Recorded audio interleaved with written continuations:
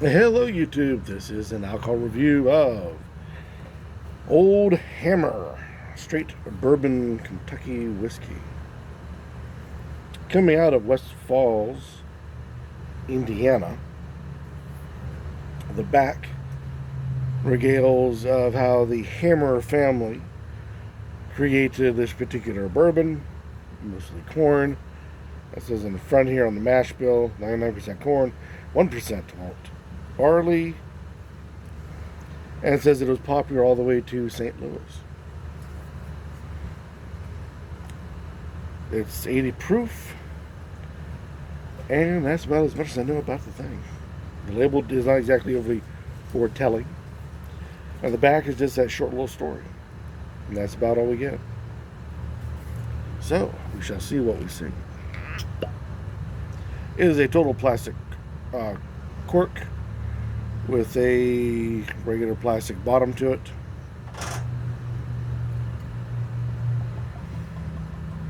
The reason why that is of interest is that a long time ago there was a weevil or something that got into the cork trees and made the cork industry quite expensive, and many industries have not recovered. So you will find some that are all cork, which means they're overpaying for their corks. They got a good price on it. Two, it's ground up cork that has been adhered together, obviously a little cheaper, or they went the cheapest route, which is this total synthetic we get here. It sort of, in my opinion, foretells how much the company was willing to put into the product when it's something deemed as throwaway as the packaging, and they're going to be cheap on the packaging. Where else have they been cheap on, or going to be cheap on? So it's just a theory. It is a beautiful, as always, a beautiful color. It is a caramel, heavy yellow. On your side of the screen, it's hard to tell, but on my side, it is a heavy yellow.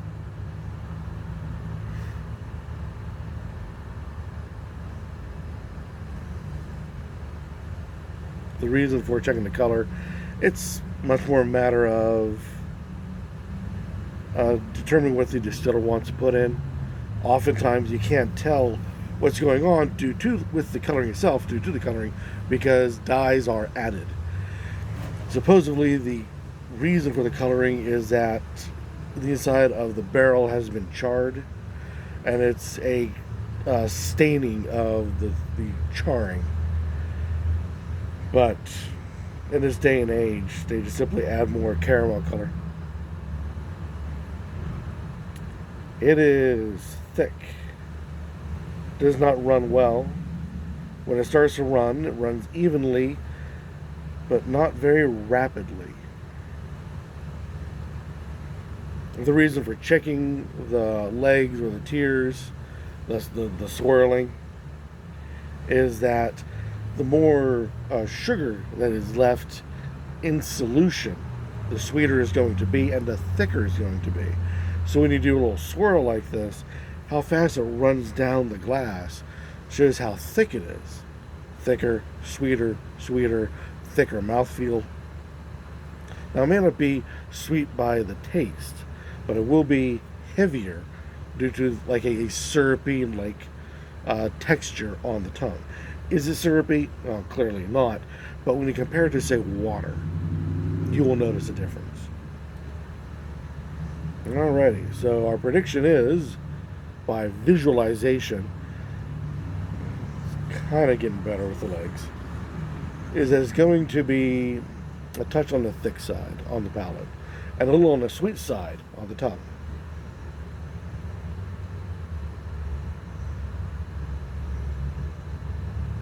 A lot of flavors, a lot of smells that are very level and even with each other.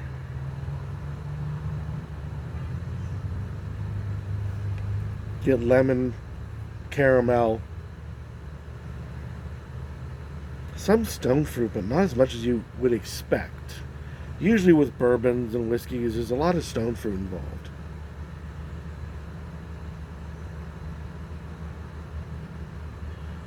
a hint of a burn,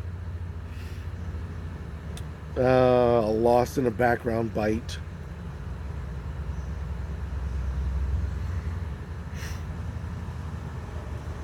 And ethanol nose that isn't overly strong.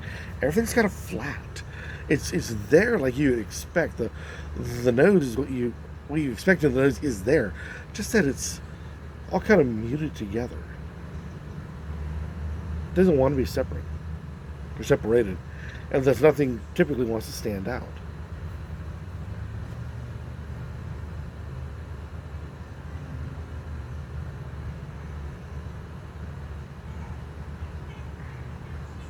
Mm. Wow. That is fiery. Very, very fiery. And the burn continues. Lots of burn. Just strange. Usually you can pick that up in the nose. But not this time.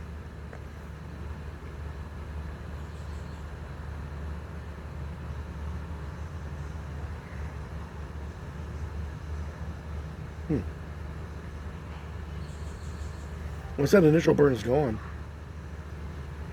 it's packed full of flavors, but nothing stands out. It's now everything we came off the nose. It's caramelly, it's lemony, it has an alcohol punch to it, 80 proof, better, but there is no real bite to it. That initial sip had all that burn to it. Guaranteed by the time you're done with your first dram, there probably won't be any burn at all. Like I said, you can tell there are layers, but they are so flattened together. I just can't seem to emphasize that enough with this. Oftentimes you get something in the front of the palate. There's something in the back of the palate, especially when it comes to the ethanol, which is the alcohol byproduct from the distillation and the fermentation and all that, the creation of the bourbon itself. To me, it tastes like a burnt tire, and that's usually in the very back of the palate, very last thing that comes off of the tongue itself. I'm not getting that with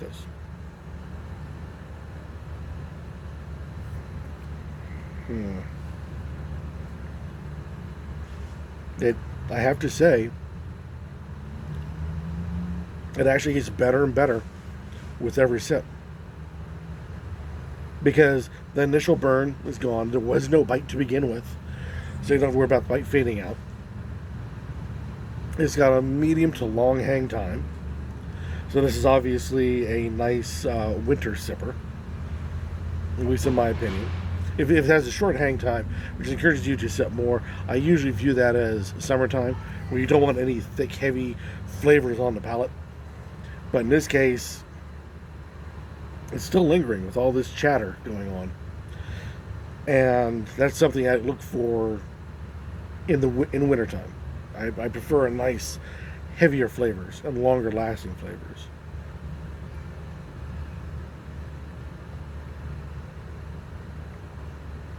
Got a little coffee, a little bit of chocolate in that. Yeah, there is an immense amount of what's going on in this little glass. The more you sip it, the better it gets. And usually, like I said, your first sip, you get the bite, you get the burn, you get the smooth cough, cough, cough. And this is no exception with that burn. But then it starts to fade out, and the flavors start to fade out. The more you sip it, it all kind of blanders down, and you're pretty much done after your second or third glass because you kind of ran out of flavors to explore and find. This just seems to keep growing and growing and growing. So now I'm getting chocolate flavors.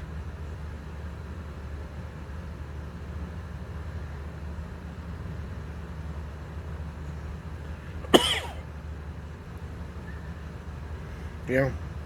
Plus the caramel, hint of lemon, orange rind. Yeah, pretty much everything you've ever expected in a bourbon you can find in this, and it just gets better and better on top of every sip. This This actually might turn into a new favorite. I don't normally like to say that because there's just so many bourbons and whiskeys that are out there, but the price wasn't too bad. I think it was on the cheaper end of things where I like to put my money. Fairly local. It's in Midwest, in the middle of the empire where I'm at. Not a fan of the packaging, but yeah, the more you sip it, the more flavor seems to come out. I would say add some sort of ice to this, but you would end up killing all those subtleties that seem to grow and improve. So no ice. Take it straight as it is. Neat, I should say. The nose fades. There's almost no nose on it right now. Which is very strange because 70% of what you get on the palate is from the nose. You think the nose would still be there and be strong, but it's not. Very odd. Very odd indeed. And, coloring is fairly light. But yeah, this is a winter sipper. Spring sipper, fall sipper. Anytime when the temperature is getting fairly cold. Unfortunately, at this particular time of year, when this was filmed, we're coming off of a bit of a heat spell. So it's still hot, but not as much as it was. And I think it's a little bit too hot for this, because I automatically would want to add ice just to compete with the surrounding temperature. And adding ice would be very much detrimental to this. Adding this to a cocktail, I think would be... to a cocktail. Now the cocktail will give you caramels and obviously heavy sugar syrupness to it, but this is so many flavor varieties in it. It just might be a really good cocktail. Because one of the problems with the cocktail is if you add too much, you start getting just this alcohol with sugary syrup. And that I'm not a fan of at all. This you wouldn't get that with. You would not get that alcohol-y flavoring to it. But the flavors are so subtly there because they're all kind of mashed down, but they're still lightly identifiable, that to overwhelm it with, say, a soda or fruit juice or anything else along that line may overwhelm and kill what you're getting out of this. May not. It'd be something to experiment with. So, yeah. Give it a try. See what you guys think.